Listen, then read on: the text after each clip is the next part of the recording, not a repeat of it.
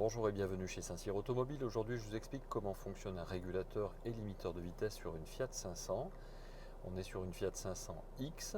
Vous avez ici donc un bouton pour le limiteur de vitesse. On va commencer par ça. Lorsque vous appuyez dessus, vous avez à votre écran ici limiteur qui s'affiche. Ensuite, il vous suffit donc de régler la vitesse de votre limiteur avec le plus et le moins. Et vous voyez apparaître ici la vitesse donc qui va s'afficher ici, donc 46 km/h.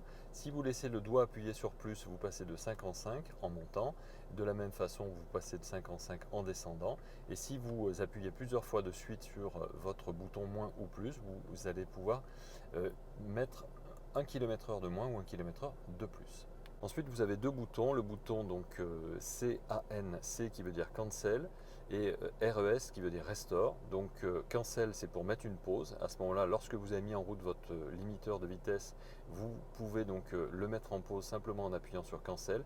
Et si vous voulez restaurer la vitesse, il vous suffira simplement d'activer à nouveau donc le limiteur de vitesse à la vitesse que vous aviez programmée en appuyant sur le bouton restore.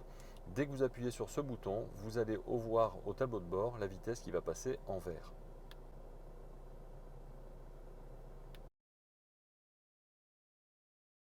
Pour le régulateur de vitesse, même principe, le bouton est différent. Vous appuyez d'abord sur le bouton qui est ici, ça désactive automatiquement le limiteur de vitesse et ça activera donc le contrôle de la vitesse.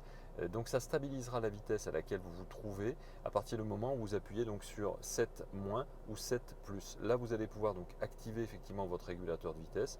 Vous pouvez en appuyant aussi sur le bouton restore restaurer la vitesse précédente ou mettre cancel pour faire une pause sur la vitesse. C'est-à-dire que vous avez stabilisé la vitesse à laquelle vous vous trouvez en appuyant donc sur le bouton moins.